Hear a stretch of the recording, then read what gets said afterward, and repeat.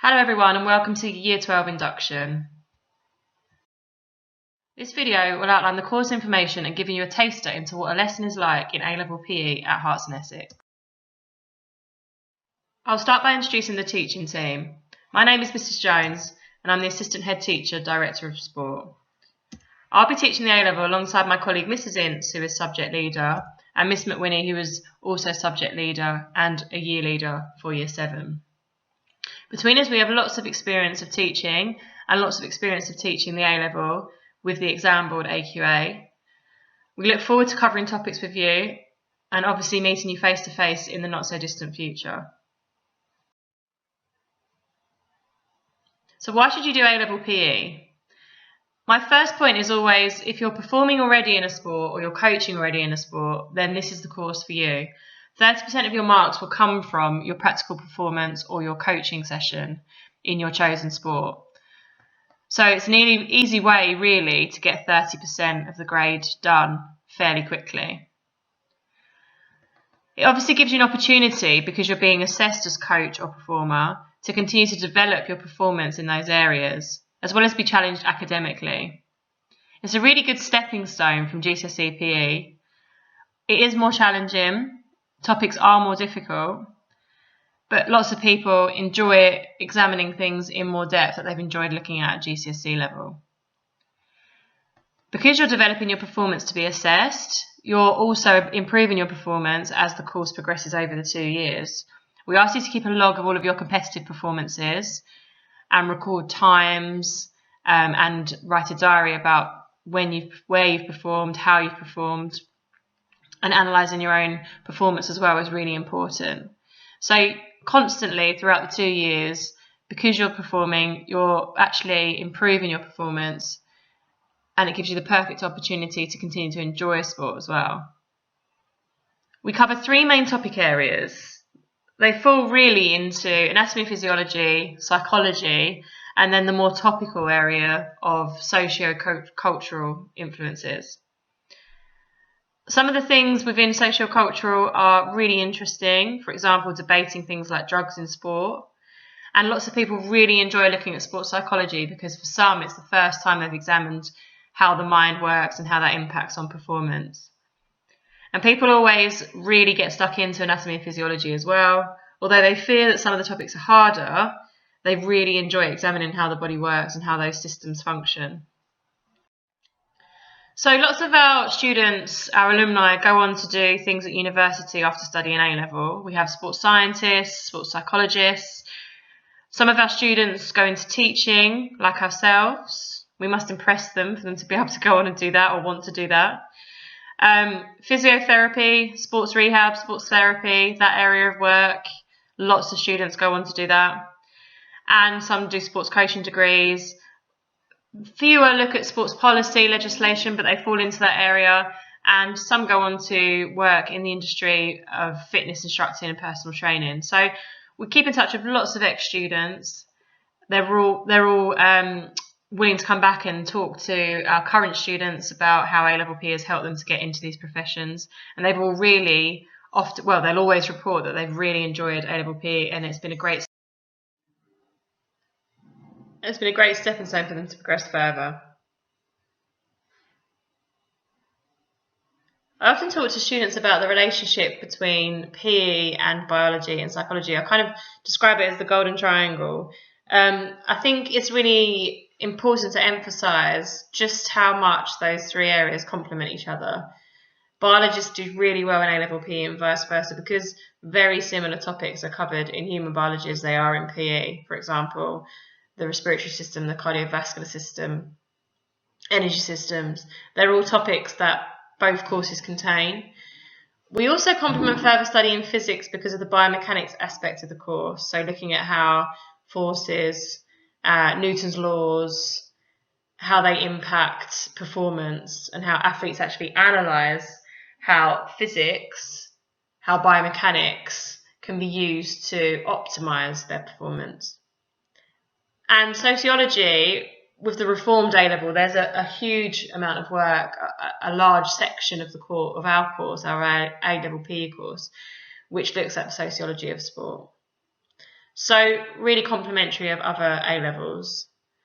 And you'll learn transferable skills during A-level PE that will, for example, decision-making, independent thinking skills, presentation skills, you'll grow in confidence, and of course all of those skills, leadership, all of those skills are really useful in any career path that you choose to take.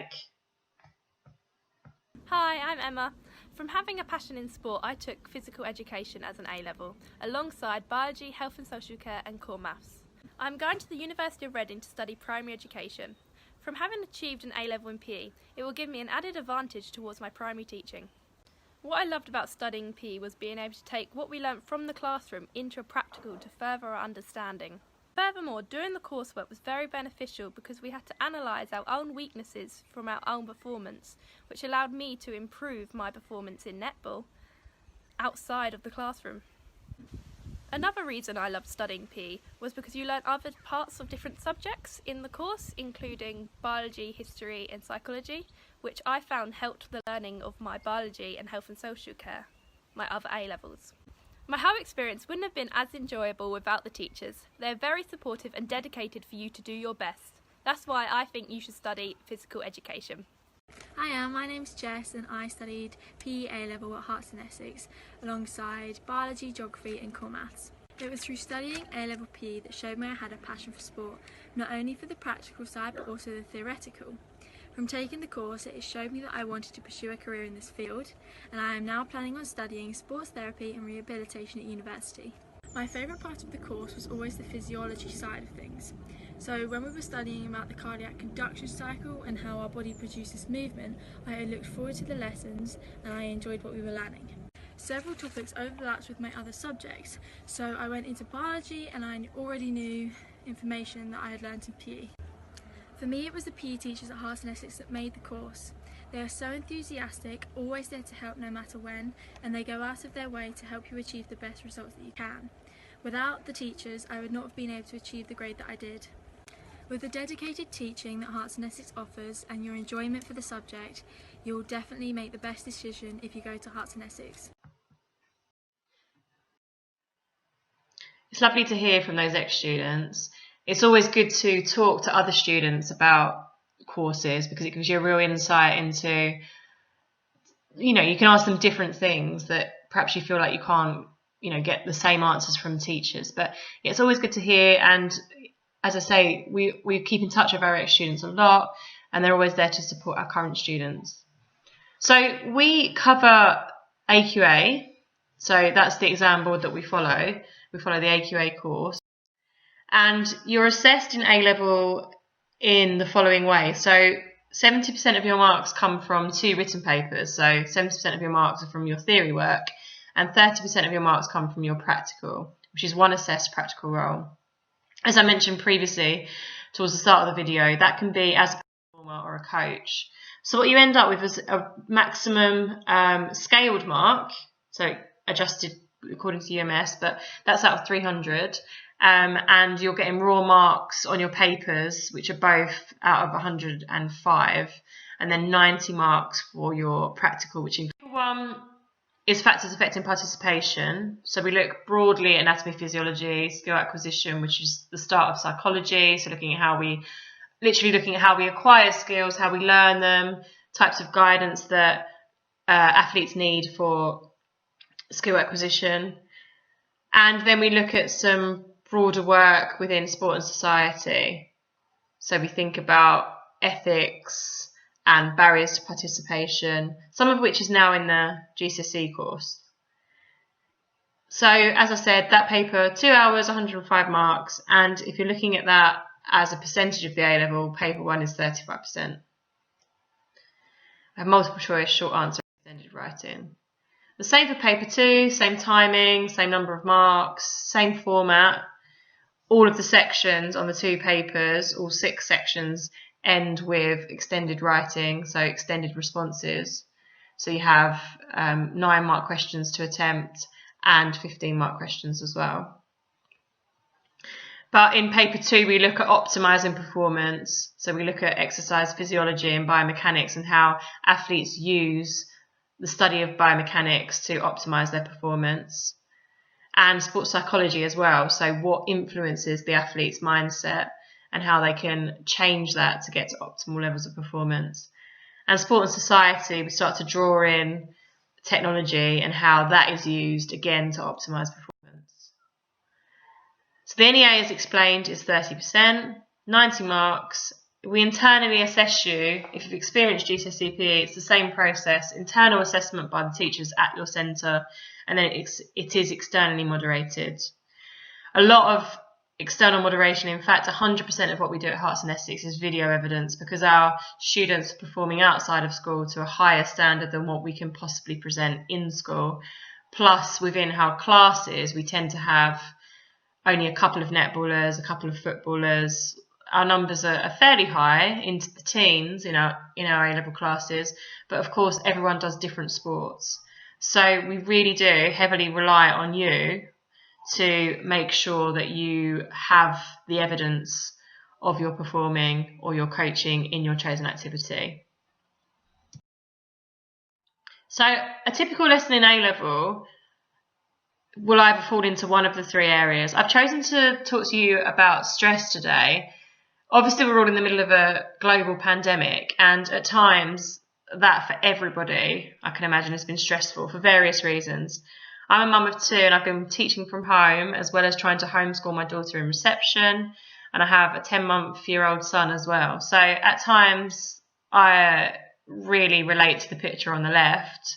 You know, I feel like my stripes were falling off. Was it stress? A few grey hairs coming through.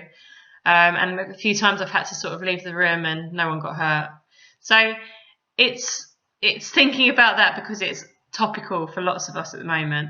But it's also thinking about that from an athlete's perspective, because they put themselves in stressful situations where they're performing at such high levels. And it's quite interesting to think about the various methods that they manage to use to cope. So let's begin by looking at this diagram. Please pause the video and see if you can interpret what the diagram shows.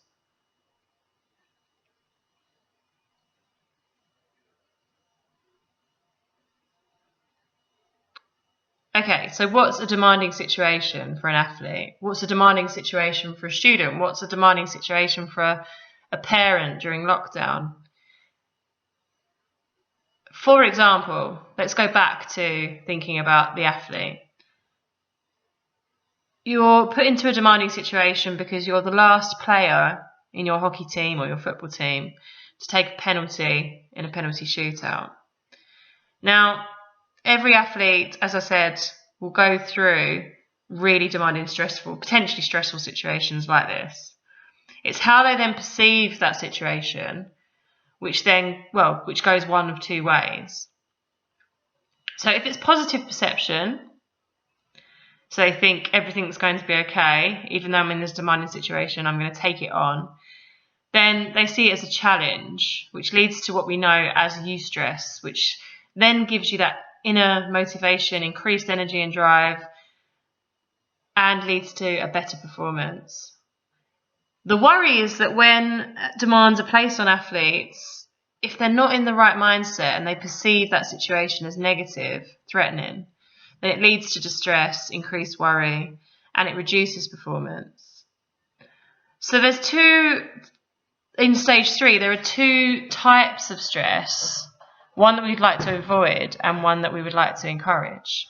And because athletes are experienced and they're used to being put in demanding situations, they tend to perceive those situations as the norm. They tend to be used to it and therefore the challenge is accepted and they don't get particularly stressed.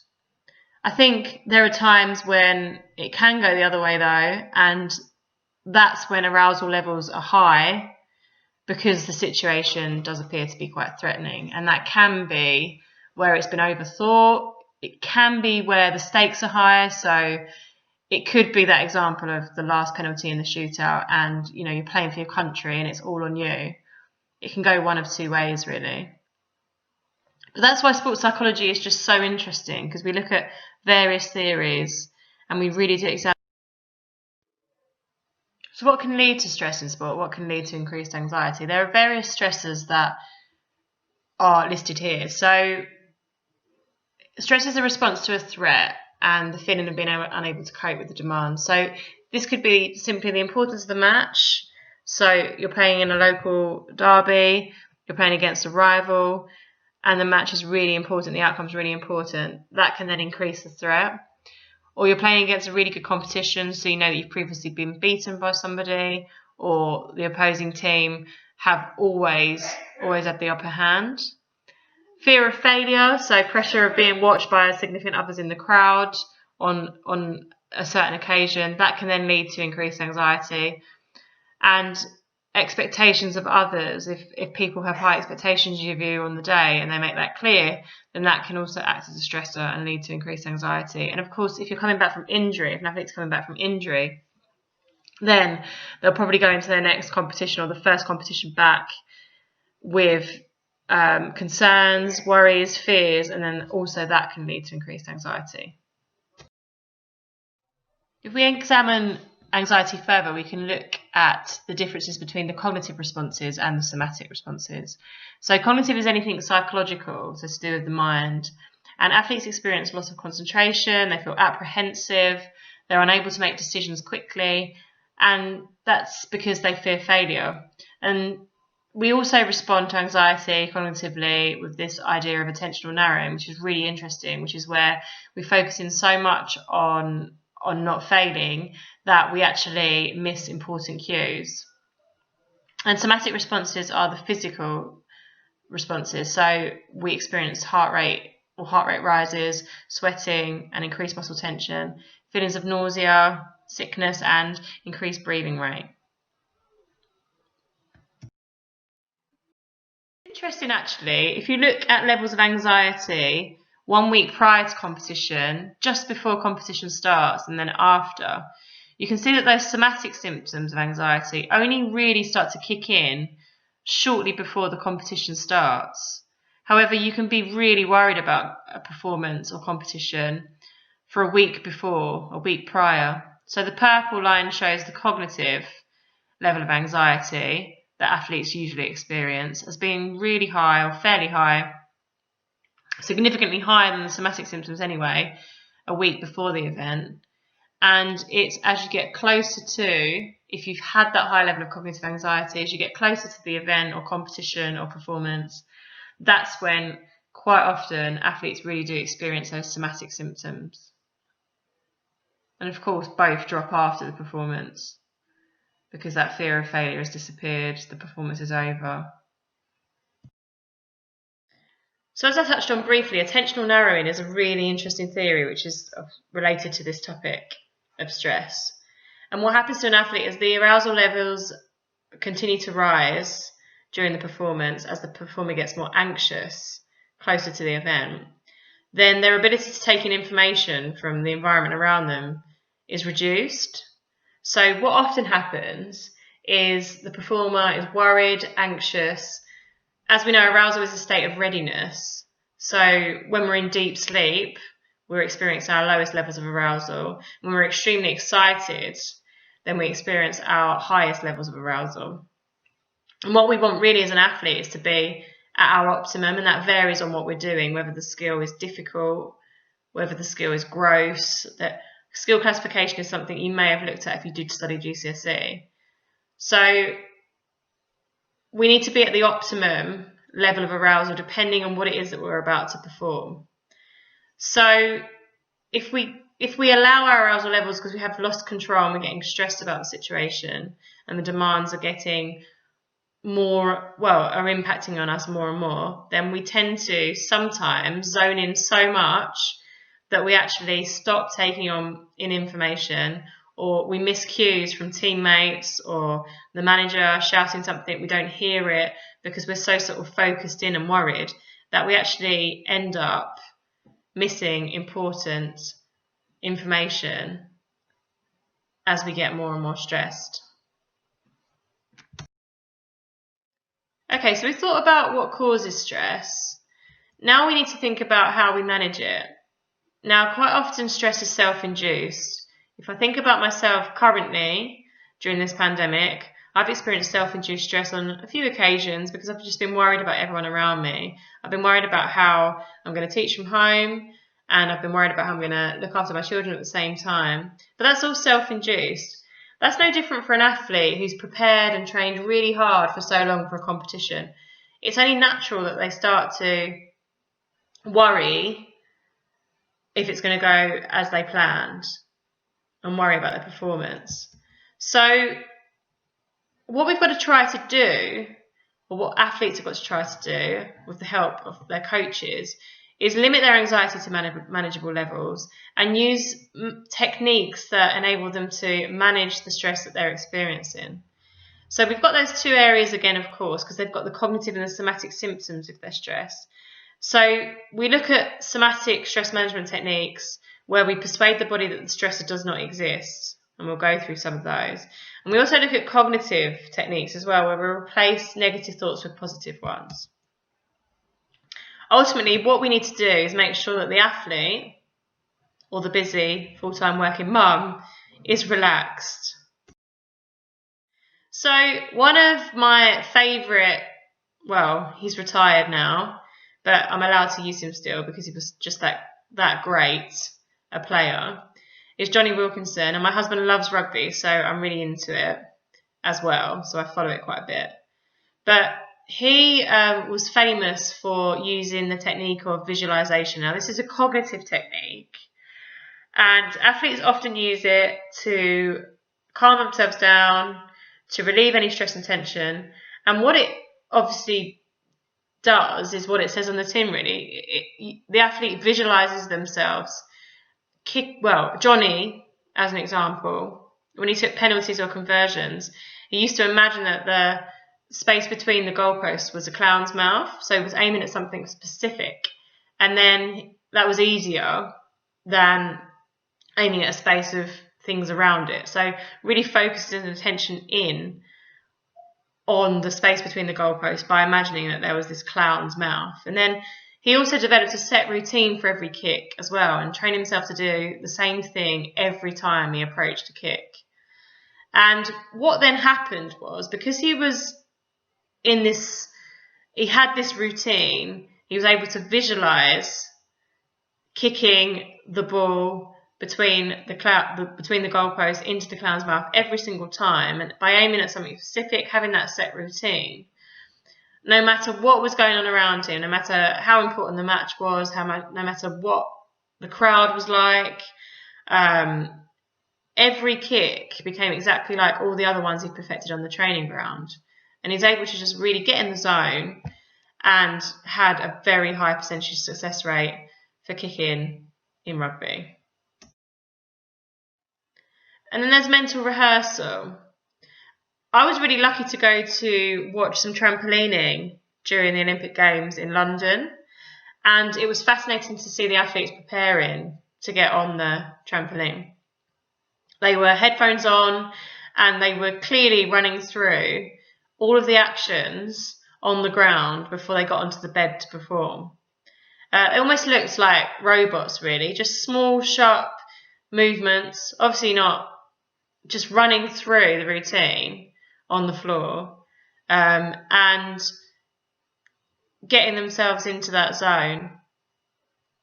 Now, specific sorts of situations can use mental rehearsal more readily than others, and I think where you've got a routine to perform, like trampolining, like those athletes that I was able to witness in London 2012, or gymnastics, it's really useful. If the movement's mentally rehearsed, then they're less likely to forget the order of the moves, and therefore that then reduces the stress. So have a look, if you can, at some point, have a look on Google and see if you can find a video of either a trampolinist or a gymnast, a floor gymnast, actually using mental rehearsal. It's fascinating, because obviously they're not jumping off the ground, but they're running through, like in a robotic way, what they're about to perform on the trampoline bed or on the gymnastics floor, and headphones in, and you can just see pure concentration. Or you've got positive self-talk, again, another cognitive stress management technique. You can see some quotes on the right: dreams are real, anything's possible. Talking to yourself in a positive way about past performances and future strategies is a really good way to manage stress. So get rid of all those negative thoughts, like hating life. Replace it with loving life. Hating yourself, I love myself. So you can give yourself instructions about either technique or emotions. So if you were a golfer, you could say, I can do this. I know next time I need to tweak my swing. I need to strike the ball in this way. I need to aim for this spot. And you can say, I can do this. Or it can be an emotional thing, which I've kind of summarised before with those quotes. But positive self-talk is often used by athletes to get on top of stress and get themselves into the right mindset. And then we look at some of the physical or somatic techniques. And one of them is progressive muscle relaxation. And what this does is by tensing your muscles first, you'll find that you're then able to relax your muscles more than you originally could. So I want you to have a go at this. Deliberately apply tension to a muscle group. For this, I mean, tense your arm muscles, hold something in your hand, clench your fists, or hold something hold something up with your forearm. Okay, so look at both pictures there. And really apply that tension to that muscle group for between 8 and 10 seconds. So really hold it, really work that muscle. Either clench that fist or tense that arm, those arm muscles, those biceps. And keep it there for those 8 to 10 seconds. Okay, so let's do that now.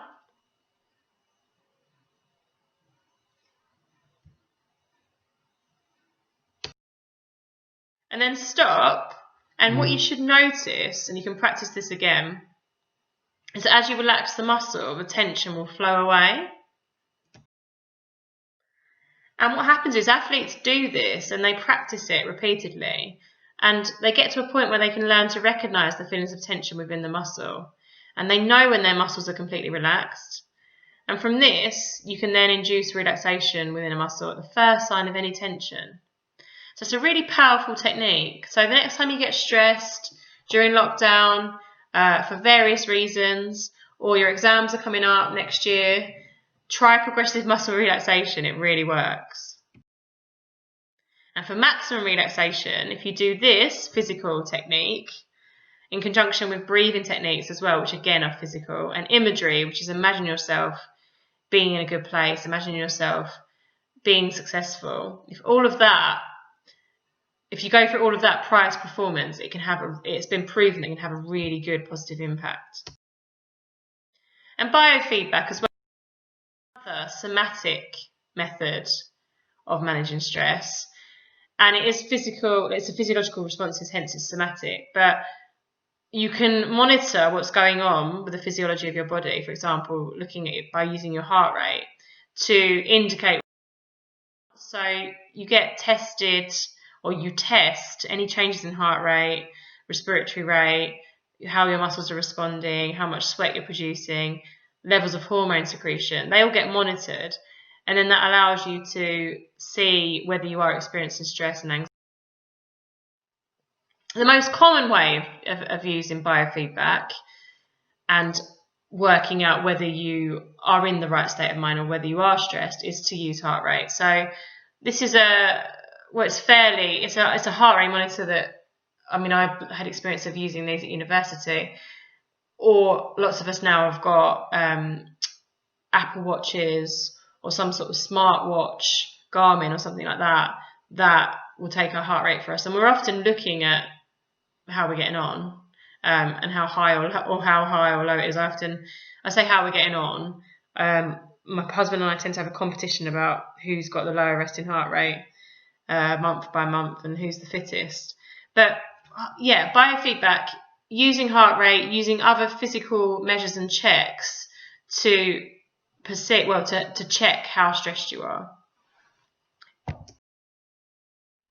And breathing control is also, there's a more specific term for it, which is centering. And you'll often see, like you do in this image of these All Black players preparing for a match, eyes closed, deep breathing in and out. And this is used to interrupt a stressful situation and regain concentration. So prior to this rugby match, the All Blacks are probably, well, their arousal levels are really high, they're really pumped, adrenaline's rushing, they're ready to perform.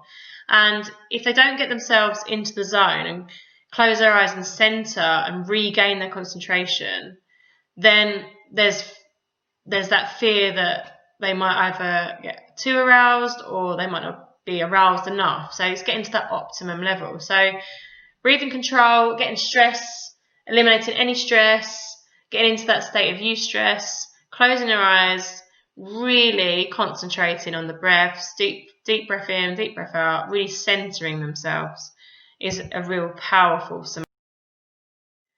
And it can redirect their attention and release any tension. You often see athletes deep breaths in and out as they get ready to run the 100 metres at the start of the race. And the performer relaxes the chest, the shoulder and the muscles to calm down. It's actually, we call, as I said, breathing, we call that technique centering, and it's somatic because it's physical. And it was actually something that came from the Tibetan monks. It's been developed over time, but started, over 2000. And then again, because I'm a fan, here he is, a long time ago now, looking dapper with a tan. But he uses breathing control before he takes his conversion. So you would always see him preparing, again, to take those kicks. Deep breath in, deep breath out, really centering himself. And as I said, many sprinters can be seen to use the start of a race. So generally, how do athletes manage stress?